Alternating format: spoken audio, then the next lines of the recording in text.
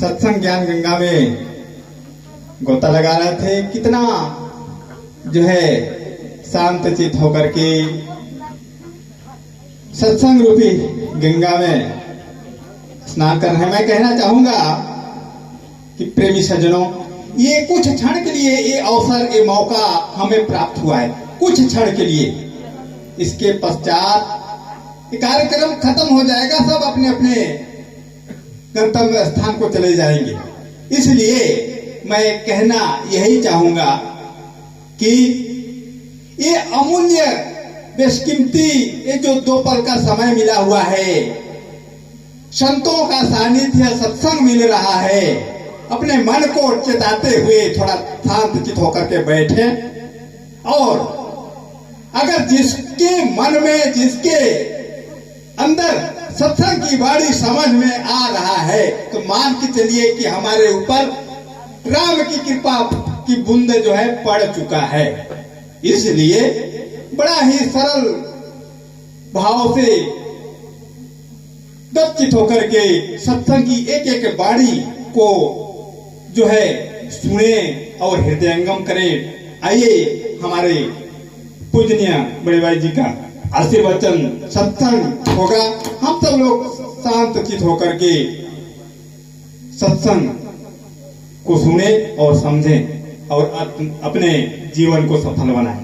प्रेम से बोले श्री सद्गुरुदेव महाराज की, आदि शक्ति जगत जननी श्री माता जी की, प्रेम से बोले मानव धर्म की।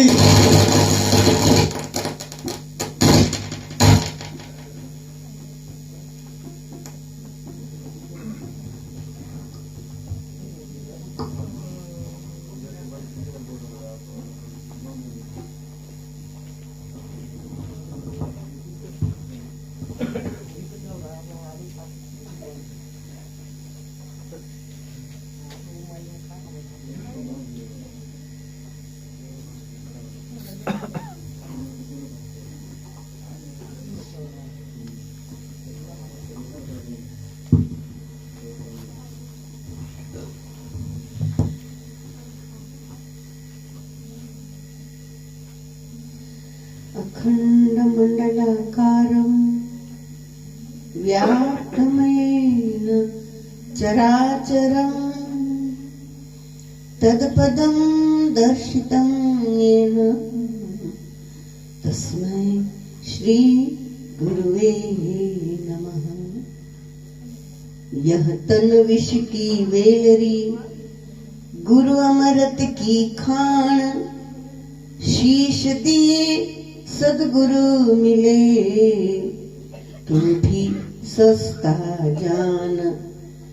3 लोक 9 खंड में सतगुरु फेंकी डोर, तापर हंसा ना चढ़े, तो सतगुरु का क्या दोष, तो सतगुरु का क्या दोष।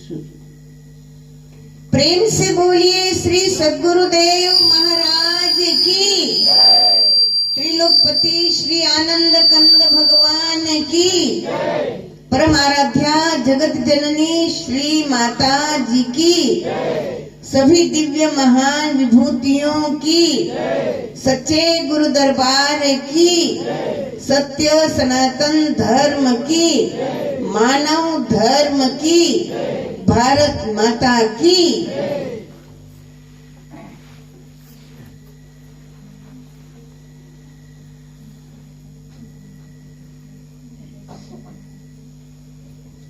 उपस्थित ईश्वर चरणानुरागी भगवत भक्तों, भक्तिमती माता बहने, श्री गुरु महाराज जी की अति असीम कृपा दया से काफी देर से आप लोग बाई जी द्वारा सुंदर आध्यात्मिक शास्त्रोक्त गूढ़ गहन सत्संग को समझ रहे थे।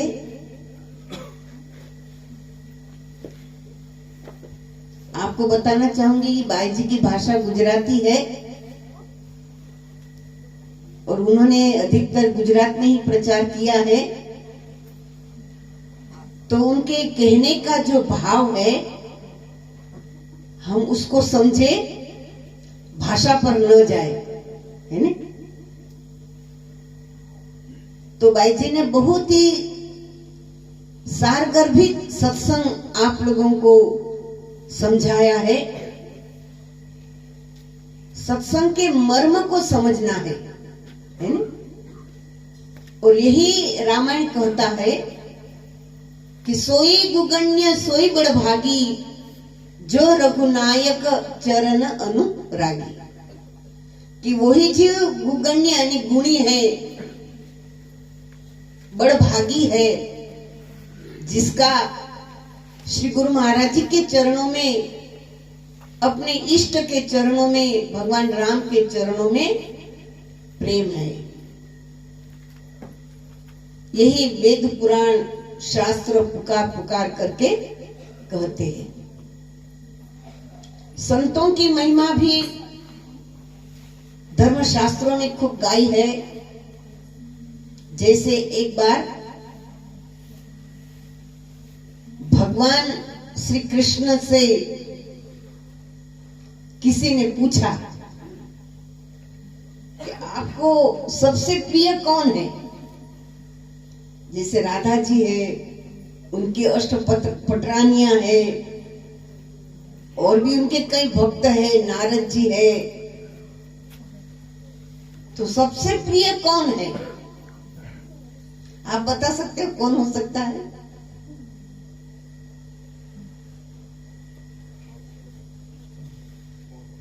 भगवान श्री कृष्ण से पूछा गया कि प्रभु आपको सबसे प्रिय कौन है? उद्धव जी ने पूछा था।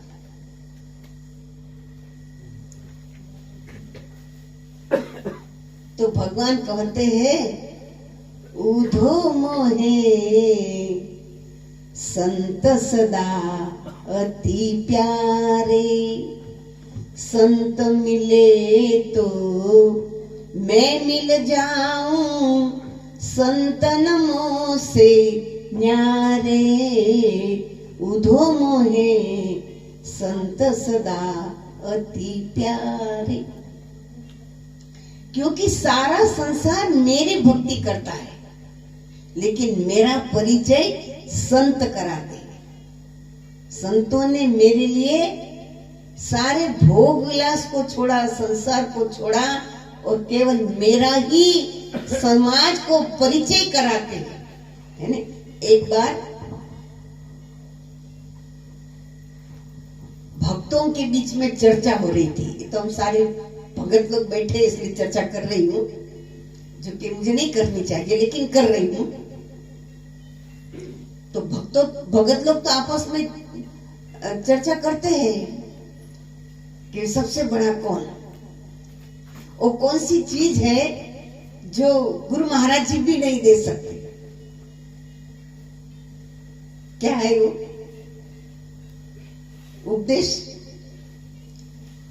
उपदेश भी गुरु महाराज जी नहीं देते हैं, संत महात्मा को ही आज्ञा होती है। आप लोगों को शायद पता हो न हो, ये कहना नहीं चाहिए, लेकिन आराध्या माता जी जब प्रेग्नेंट हुए तो पार्वती बाई जी को गुरु महाराज जी ने अपने घर में बुला करके उनको उपदेश दिलवाया था, है ना। और महाराज जी सामने बैठे थे। तो संतों का कितना बड़ा मायना शास्त्र, है ना। भगवान शिव जी माता पार्वती जी को कहते हैं कि गिरिजा संत समागम, समन लाभ कछुआन, बिन हरि कृपा न होई सो, गावही वेद पुराण, है ना। भगवान शिव जी गिरिजा से कहते हैं कि हे गिरिजा, हे देवी पार्वती, संतों के समागम के समान इस संसार में न दूसरा कोई सुख है, न दूसरा कोई लाभ है।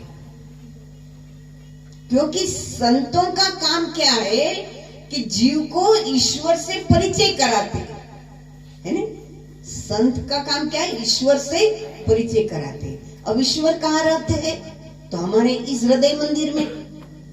तो उपदेश के माध्यम से ईश्वर का परिचय कराया है ना। बाकी कौन करा सकता है दुनिया में, बताइए कोई? गुरु महाराज जी तो आज्ञा देते हैं, लेकिन उपदेश तो संत महात्मा ही देते हैं। और इसलिए भगवान कृष्ण कहते उधो मोहे संत सदा अति प्यारे।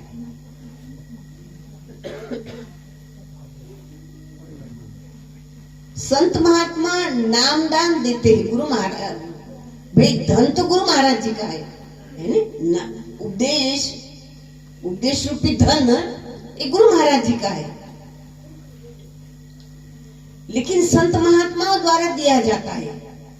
इसका मतलब ये है कि जैसे कोई राजा है, राजा धनाढ़ है, धनाढ़ ने उनके पास अपार धन संपत्ति है,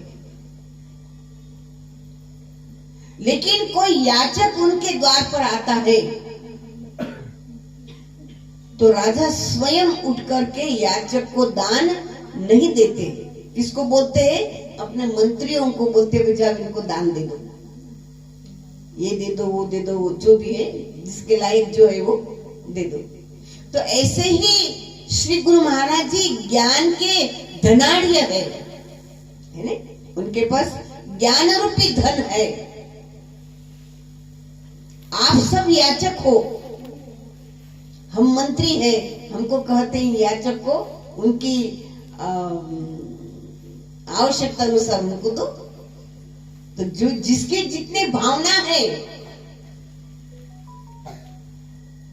जो जितना समर्पण भाव रखता है, खैर ज्ञान तो सबको एक जैसा ही दिया जाता है, लेकिन ज्ञान प्राप्त करने पर जो भजन सुमिरन करता है वो श्वासों की कीमत को जानता है।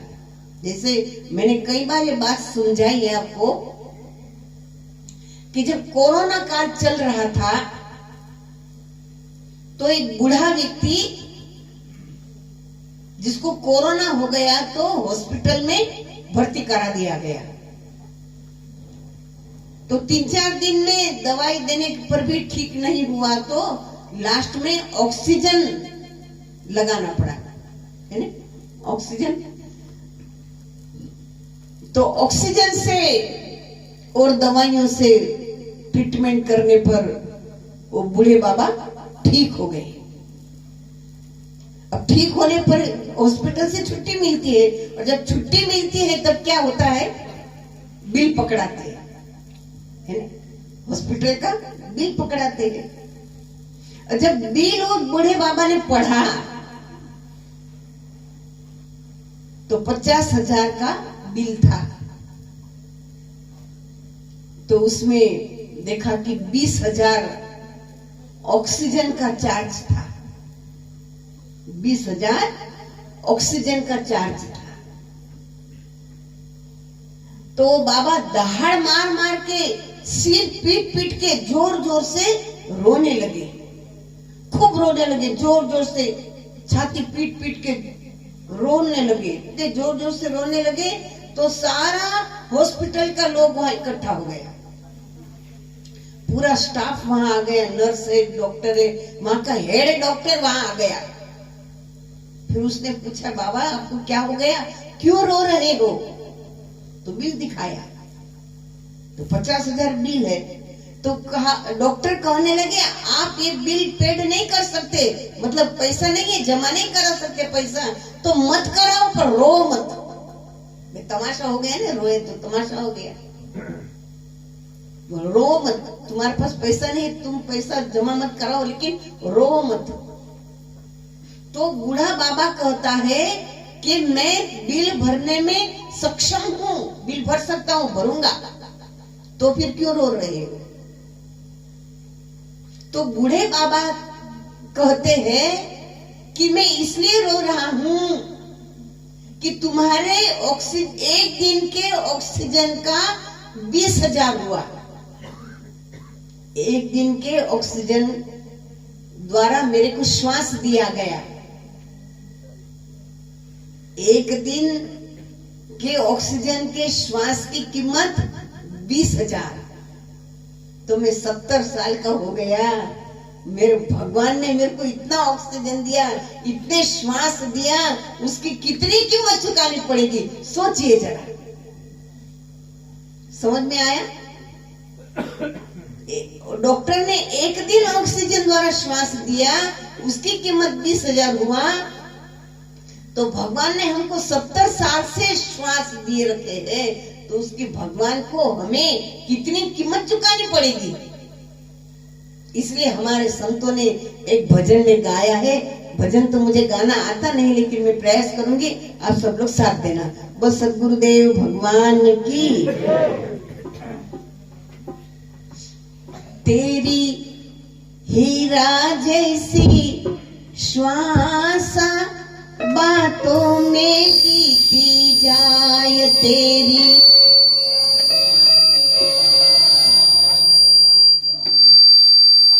जाए तेरी हीरा जैसी श्वासा बातों में बीती जाए, तेरी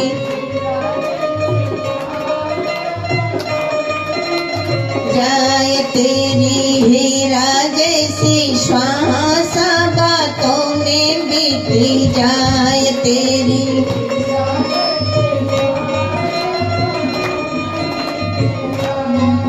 बातों में बीती जाए रे, बातों में बीती जाए, बातों में जाए तेरी हीरा जैसी श्वास बातों में बीती जाए, तेरी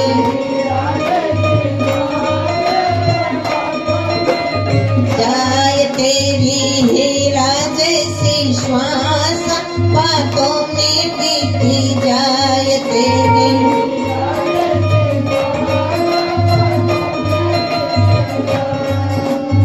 गंगा यमुना खूब नहाया, गया न मन का मैल।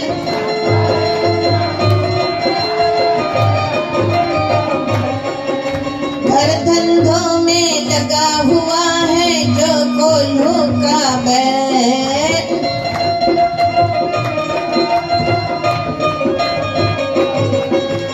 झूठा करता रहा तमाशा बातों में बीती जाए, झूठा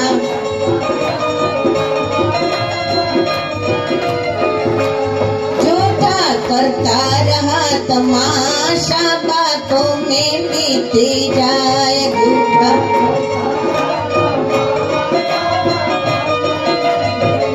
ये तेरी हीरा जैसी श्वास बातों में बीती जाए, तेरी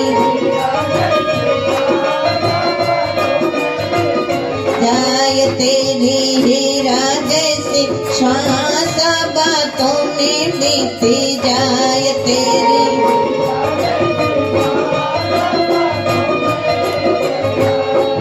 बातों में बीती जाए रे, बातों में बीती जाए,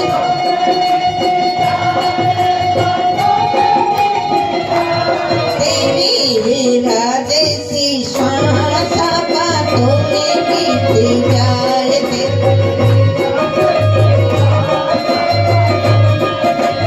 जाए तेरी हीरा जैसी श्वास बातों में बीती जाए, तेरी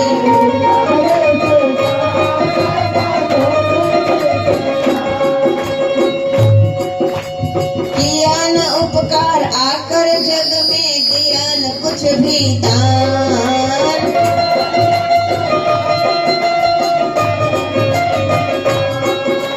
तेरी मेरी करते मूर्ख निकल जाएंगे खान।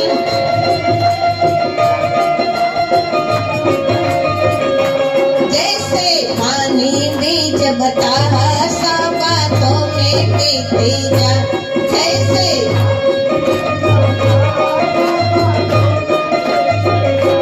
जैसे पानी बीज बतासा बातों में बीती जाए, जैसे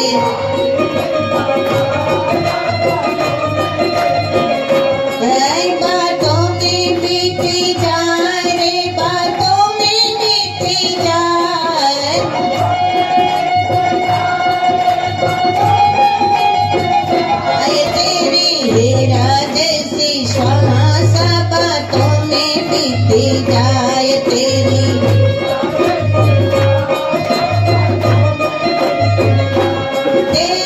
हीरा जैसी श्वास बातों में बीती जाए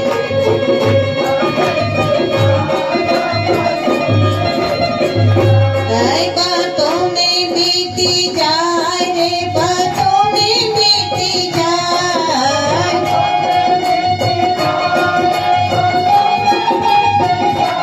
तेरी हीरा जैसी श्वास बातों में बीती जाए तेरी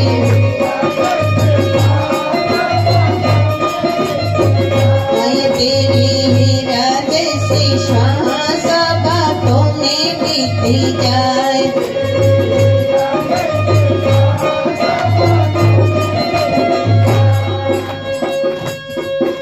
पाप गठरिया सिर पर ला दे रहा भटकता रोज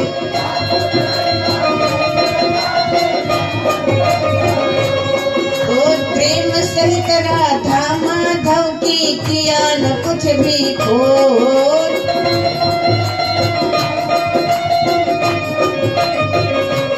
तेरे जीवन की सब आशा बातों में बीती जाए तेरे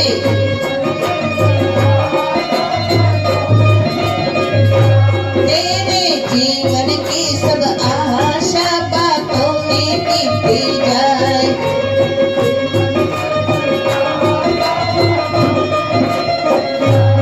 बातों में बीती जाए बातों में बीती जाए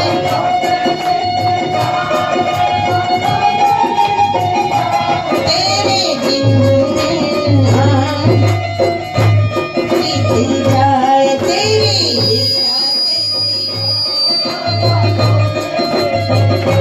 तेरी हीरा जैसी श्वास